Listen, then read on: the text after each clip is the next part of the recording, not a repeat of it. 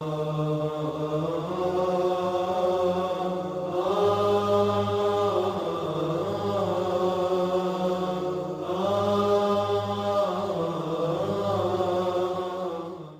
بالله من الشيطان الرجيم بسم الله الرحمن الرحيم إن الله وملائكته يصلون على النبي يا أيها الذين آمنوا صلوا عليه وسلموا تسليما اللهم صل على سيدنا مولانا محمد نور الأنوار وسر الأسرار وسيد الأبرار وإياك نستعين، اور تجھ ہی سے ہم مدد چاہیں۔ جو ڈائریکٹ معنی اس کے نکلتے ہیں وہ ہے وإياك نستعين کی، اور تجھ ہی سے ہم مدد چاہیں۔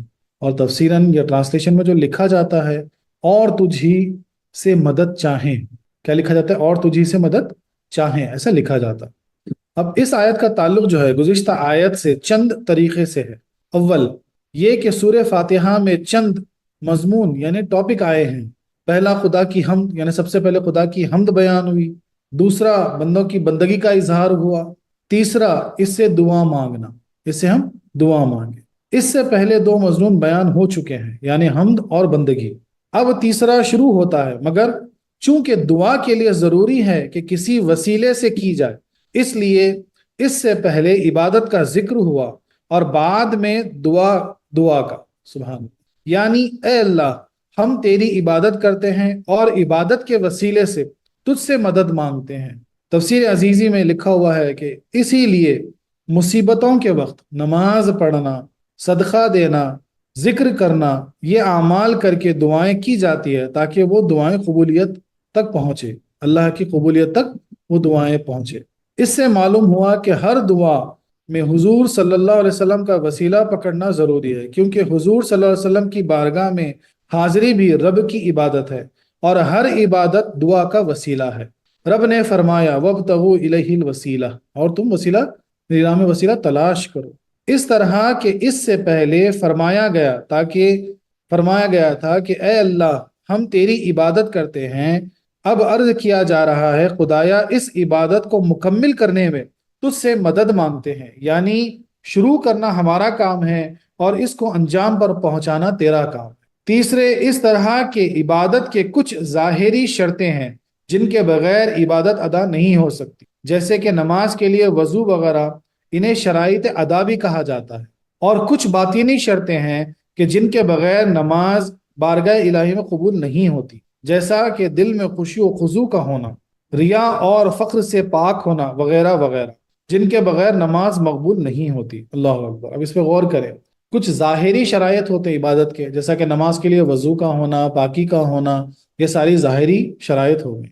اور کچھ باطنی شرائط ہے، جو دل میں خشوع و خضوع ہونا، دل کا پاک ہونا، فخر سے، انا سے، ریاکاری سے دل پاک ہونا، یہ ساری شرطیں باطنی ہیں عبادت کا اللہ تبارک و تعالیٰ کی مقبولیت تک پہنچنے کے لیے۔ پہلی قسم کی شرطیں وضو کرنا وغیرہ بظاہر انسان کے قبضے میں ہے، لیکن دوسری قسم کی شرطوں میں انسان بالکل بے بس معلوم ہوتا ہے۔ اب بھائی وضو وغیرہ کرنا تو آپ کے بس میں ہے، وضو نہیں تو وضو کر لیں گے، لیکن جو باطنی پاکی ہے اس میں ہم انسان بے بس ہے، کیونکہ دل کا حاضر ہونا اور خیالات کا پاک و صاف ہونا انسان کے قابو سے باہر ہے۔ اسی لیے کہتے ہیں کہ دل میں خشوع و خضوع پیدا ہونا، خیال کو پاک کرنا، یہ راہ تصوف یعنی پیر کامل کے در سے جو ہے نا وہ چیز حاصل ہوتی، جہاں پہ اپنے دل کو پاک کیا جا سکتا، اپنے خیالوں کو پاک کیا جا سکتا۔ اس لیے پہلے عرض کیا گیا ایاک نعبد، یعنی ہم ظاہری شرطیں ادا کر کے تیری عبادت کرتے ہیں، اور دوسری قسم کی شرطوں کے لحاظ سے کہا گیا ایاک نستعین، خدا ان شرطوں میں تیری مدد مانگتے ہیں۔ بے شک اگر اس کی مدد نہ ملے تو ہم یہ باطنی شرطیں بالکل مکمل نہیں کر سکتے، یہ اللہ ہی کے حوالے، اللہ ہی کے ذریعے جو ہے نا ان شرطوں کو، باطنی شرطوں کو مکمل کیا جا سکتا۔ اب چوتھے اس طرح کہ پہلے اپنی عبادت کرنے کا ذکر تھا، اب عرض کیا گیا کہ اس عبادت کا رب کی بارگاہ تک بخیریت پہنچ جانا اور مقبول ہونا یہ رب ہی کے کرم پر موقوف ہے، کیونکہ بہت سے ایسے عارضے پیش آ جاتے ہیں کہ جن سے سارا کیا دھرا برباد ہو جاتا ہے، اللہ محفوظ رکھے۔ عرض کیا خدایا عبادت ہم نے کر دی اور آئندہ اس کی حفاظت میں تجھ سے مدد مانگتے ہیں۔ پھر پانچواں پہلو، اس طرح کے عبادت سے روکنے والی چند چیزیں ہیں۔ اب اس کو ذرا غور سے سنیں، اللہ کی عبادت سے تم کو روکنے والے چند چیزیں ہیں، وہ کون سی ہیں؟ ایک ہے نفس، دوسرا ہے شیطان، ان دونوں کو تو ہم بہت اچھی طرح جانتے ہیں۔ اب تیسری چیز ہے دنیاوی الجھنیں، ایسے دنیاوی کام، ایسی چیزیں جو تم کو رب العالمین کی بارگاہ میں حاضر ہونے سے روکتے ہیں، اور برے یار، یعنی ایسے دوست، ایسے جاننے والے، ایسے دل لگانے والے جو تم کو اللہ کی بارگاہ سے، اللہ کی عبادت سے دور کرتے ہیں۔ اور عبادت کرانے والی چند چیزیں ہیں، وہ کون سی ہیں؟ وہ ہے روح، ایمان، قرآن، پیر طریقت، ذکر اللہ وغیرہ۔ گویا عبادت کرتے وقت دو لشکروں کا مقابلہ ہے۔ پہلے تو عرض کیا اے اللہ ہم تیری عبادت کرتے ہیں، اور پھر عرض کیا خداوند ہمارے اس جہاد میں رحمانی لشکروں کو شیطانی لشکروں پر فتح دے۔ سبحان اللہ، سبحان اللہ۔ اس میں ہم تجھ سے مدد مانگتے ہیں۔ تو جو ہمیشہ سے شیطان، نفس، دنیاوی الجھنیں، برے یار، اور دوسری طرف ذکر اللہ، نماز، قرآن، پیر کامل جو تم کو اللہ کی راہ کے لیے بلاتے ہیں، تو ان دونوں میں ہمیشہ جو ہے نا لشکروں میں جہاد ہوتے رہتا۔ تو ہم اس آیت کے ذریعے اللہ سے دعا مانگ رہے ہیں کہ یا اللہ اس جہاد میں رحمانی لشکروں کو کامیاب کر دے۔ علماء کرام فرماتے ہیں کہ یہاں مدد سے مراد یا تو صرف عبادت میں مدد مانگنا ہے، یہ پہلی بات، یا سارے دنیاوی دینی کاموں میں، یہ دوسری بات۔ دوسرے معنی زیادہ مناسب ہیں۔ تو گویا یہ کہا جا رہا ہے کہ اے اللہ جس طرح ہم صرف تیری عبادت کرتے ہیں، اسی طرح صرف تجھ ہی سے ہی ہر کام میں مدد مانگتے ہیں۔ ہم مشرک نہیں ہیں کہ بعض کاموں میں تجھ سے مدد لیں اور بعض میں تیرے سوا کسی اور سے۔ ہر کام میں تجھ ہی پر اعتماد ہے اور تیری ہی مدد سچی مدد ہے۔ اس میں بندے کو تعلیم ہے کہ وہ حق تعالی پر نظر رکھے اور اسی کو اپنا حقیقی مددگار جانے۔ اگر مخلوق کی طرف سے کبھی کوئی مدد کر بھی دے تو یہ سمجھے کہ یہ بھی حق تعالی ہی کی مدد ہے۔ سب چیزیں اس کی قدام اور آلات میں ہیں۔ بلا تو شبہ یوں سمجھ لیں، یا مثال کے طور پہ اس کو سمجھنا ہے تو بھئی اب بجلی یعنی الیکٹریسٹی سے جو ہے نا بلب جل رہے ہیں، فین جل رہے ہیں، یعنی اے سی چل رہے، موٹر چل رہے، ہر چیز چل رہے، لیکن اصل بجلی کا جو تعلق ہے وہ پاور ہاؤس سے ہے۔ پاور ہاؤس ہی سے جو ہے نا بجلی آ کے کام کر رہی ہے۔ تو بنا پاور ہاؤس کے جو ہے نا اگر تار بھی لگا لیں، میٹر بھی لگا لیں، سوئچ بھی لگا لیں، بلب بھی لگا لیں، تب بھی روشنی نہیں آ سکتی۔ اور اب اسی طریقے سے اگر کسی سے ہم مدد مانگتے ہیں تو مدد تبھی مل سکتی جب اس کے اندر مدد کرنے کی طاقت اللہ تبارک و تعالیٰ دے، اور اس کے دل میں اللہ تعالیٰ رحم دے کہ وہ آپ کی مدد کر سکے، تبھی وہ مدد کر سکتے۔ تو حقیقی مدد کس کی ہوئی؟ اللہ کی ہی ہوئی۔ حقیقی مانگنا کس سے ہوا؟ اللہ سے ہی مانگنا۔ صوفیہ اکرام فرماتے ہیں کہ ایک درجہ ہمارے یہاں وہ بھی ہے کہ وہاں پہنچ کر انسان ظاہری اسباب پر بھی نظر نہیں رکھتا، اللہ اکبر، بلکہ بعض موقعوں پر حق تعالیٰ سے بھی اپنی زبان سے عرض حال نہیں کرتا۔ اب صوفیہ اکرام کی تعلیم میں، تصوف میں یہ کہا گیا کہ بعض اوقات ایسے ہو جاتے ہیں کہ ایسے مقام پر آپ پہنچ جاتے ہیں کہ جہاں پر اللہ سے بھی آپ عرض نہیں کرتے، اپنی زبان پر گلا نہیں لاتے۔ اللہ اکبر، اللہ اکبر، آہ کرنا بھی تیرے عشق میں رسوائی ہے۔ سبحان اللہ، سبحان اللہ۔ تاکہ یہ دعائیں الفاظ بھی آڑ نہ ہو جائے۔ حضرت ابراہیم علیہ السلام جب نمرودی آگ کی طرف چلے تو حضرت جبرائیل علیہ السلام نے عرض کیا کہ کچھ آپ کو حاجت ہے؟ فرمایا تم سے کچھ نہیں۔ حضرت جبرائیل علیہ السلام نے عرض کیا رب ہی سے عرض کیجئے۔ آپ نے کیا فرمایا؟ اللہ سے ہی مانگ لیجئے۔ فرمایا حسبی من السؤال علمہ بحالی۔ اللہ اکبر، اللہ اکبر، یعنی وہ خود جانتا ہے، اس کا جاننا کافی ہے میرے لیے۔ اللہ اکبر، پھر میری عرض کی کیا ضرورت ہے؟ سبحان اللہ، سبحان اللہ۔ یہ وہ حالت ہے کہ جس میں دعا مانگنے سے بھی گریز ہے۔ اس طرح اشارہ کیا جا رہا ہے وَإِيَّاكَ نَسْتَعِينُ، ہم تجھی سے مدد مانگتے ہیں۔ خیال رہے کہ اولیاء کرام کی یہ حالت ہر وقت نہیں ہوتی، بس ایک مقام پر پہنچ کر ہوتی ہے۔ جب وقت امتحان ہو تو دعا نہ مانگنا اور راضی برضا رہنا عبادت ہے۔ اسی لیے امام حسین علیہ السلام کے لیے کسی نے دعا نہ کی کہ خدایا کربلا کی مصیبتیں ان سے ٹال دے۔ اور جب بندگی کا اظہار کا وقت ہو تو ہر چیز رب سے مانگو، یہاں تک کہ جوتے کا تسمیہ بھی رب سے مانگو، کیونکہ بندے کا کام مانگنا ہے۔ تفسیر کبیر اور روح البیان شریف نے اسی مقام پر فرمایا کہ حضرت خلیل اللہ صلی اللہ علیہ وسلم نے جب ایاک نستعین پر عمل کیا تو ان پر نمرودی آگ گلزار بن گئی، اور جو مسلمان یہ عرض کریں تو انشاءاللہ جہنم کی آگ اسے نقصان نہ پہنچا سکے گی۔ اللہ اکبر، سبحان اللہ، سبحان اللہ۔ یعنی کتنی کتنی چیز اللہ تبارک و تعالیٰ نے کتنے برکت ہے، کتنی نوازش رکھے ہمارے لیے کہ صرف سورہ فاتحہ کی چند الفاظ ہم ادا کر دیں تو دوزخ حرام، دوزخ کی آگ حرام، جنت ہم پر واجب۔ ارے غور تو کرو کس غفلت میں ہم پڑے ہیں، کتنے بہانے ہم ڈھونڈ لیتے ہیں اس کی عبادت سے بچنے کے لیے، اس کے کلام کو سننے سے بچنے کے لیے۔ اللہ اکبر۔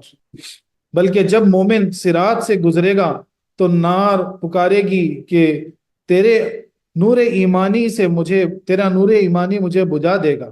ایک وقت جنتی مسلمان گنہگار مسلمانوں کو نکالنے کے لیے جہنم میں جائیں گے تو ان پر آگ اثر نہ کرے گی۔ اللہ اکبر، اللہ اکبر۔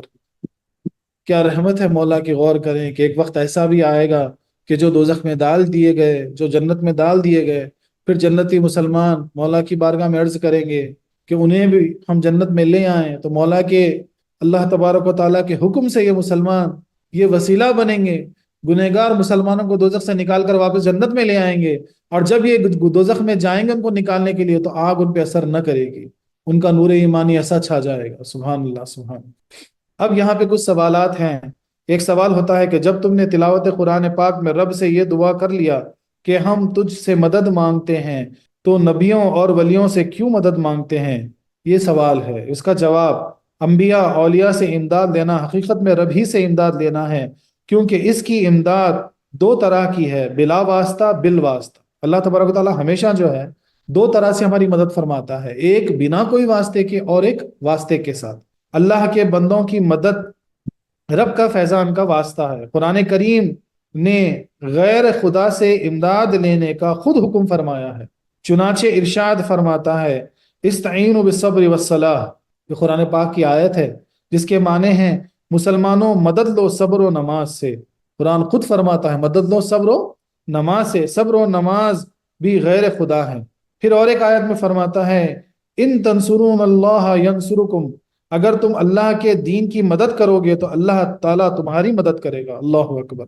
رب تعالیٰ غنی ہو کر بندوں سے مدد طلب کرتا ہے، تو اگر ہم محتاج بندے کسی بندے سے مدد مانگتے ہیں تو کیا برائی ہے؟ نیز حضرت ذوالقرنین کا قول نقل فرماتا ہے اعینونی بقوت، تم لوگ میری مدد کرو۔ وہ اپنی قوت سے، حضرت عیسیٰ علیہ السلام وہ اپنی قوت سے، حضرت عیسیٰ علیہ السلام نے فرمایا من انصار اللہ، میری امداد، میری مددگار کون ہے؟ اللہ کی طرف، یعنی اللہ کی طرف۔ نے اس قرآن کریم نے فرمایا تعاونوا علی البر والتقوی، یعنی ایک دوسرے کی مدد کرو بھلائی اور پرہیزگاری پر۔ عرض کہ قرآن کریم نے جگہ جگہ غیر خدا سے مدد لینے کا حکم فرمایا ہے۔ صحابہ کرام کی ایک جماعت کا نام ہے انصار، جس کے معنی ہے مددگار۔ اگر غیر خدا سے مدد لینا شرک ہوتا ہو تو یہ نام ہی مشرکانہ ہے، حالانکہ انہیں یہ لقب حضور علیہ السلام نے عطا کیا، اور قرآن کریم نے بھی ان کو اسی لقب سے یاد فرمایا۔ عیسائیوں کو قرآن کریم نے نصرہ کے نام سے یاد فرمایا، اس کے معنی بھی مددگار ہیں۔ اگر وہ احادیث اور فقہی عبارتیں جمع کی جائیں تو جن سے غیر خدا سے مدد لینے کا حکم ہو تو ایک دفتر یعنی بہت بڑا رجسٹر بن جائے گا۔ یعنی اب یہ جو پورا جو لوگوں کو کنفیوز کر کے ایک فتنہ جو بنایا گیا، بڑی آسانی سے اس کو سمجھا جا سکتا ہے، کوئی بڑا مسئلہ نہیں ہے۔ یعنی قرآن میں خود کئی جگہ موجود ہے جہاں پر امداد کی بات ہو رہی ہے۔ اب اس میں ہوتا یہ ہے کہ جو بندہ مدد طلب کر رہا ہے اس کی نیت پر، اس کی سوچ پر ہے۔ اگر وہ یہ سمجھ کے طلب کر رہا ہے کہ یہ میرا خدا ہے اور یہ مجھے دے رہا ہے تب وہ شرک ہوا گویا۔ لیکن مدد تو ہماری زندگی میں ہر کاموں میں کئی جگہ مدد ہم طلب کرتے ہیں، اور مدد ہم دیتے بھی ہیں لوگوں کو۔ مدرسے دیوبند میں مسلمانوں ہی کی مدد سے چل رہی ہیں، یعنی مدرسے وغیرہ بھی یعنی تحریک کے جو سوال اٹھاتی ہیں ان کی تحریک بھی تو جو ہے نا ڈونیشن سے چل رہی ہے، وہ بھی تو ایک طرح کی مدد ہوئی۔ انسان پیدائش سے خبر تک بندوں کی مدد کا محتاج ہے۔ دائی کی مدد سے پیدا ہوا، ماں باپ کی مدد سے پرورش پائی، طبیب کی مدد سے شفا پائی، مالدار کی مدد سے زندگی گزاری، استاد پیر کی مدد سے ایمان ملا، قرابت داروں کی مدد سے نزا کے وقت کلمہ نصیب ہوا، مسلمان بھائیوں کی مدد سے غسل و کفن دفن نصیب ہوا، پھر مسلمانوں کی مدد سے خبر میں ثواب پہنچا رہا۔ اب کوئی کس منہ سے کہہ سکتا ہے کہ غیر خدا سے مدد لینا شرک ہے؟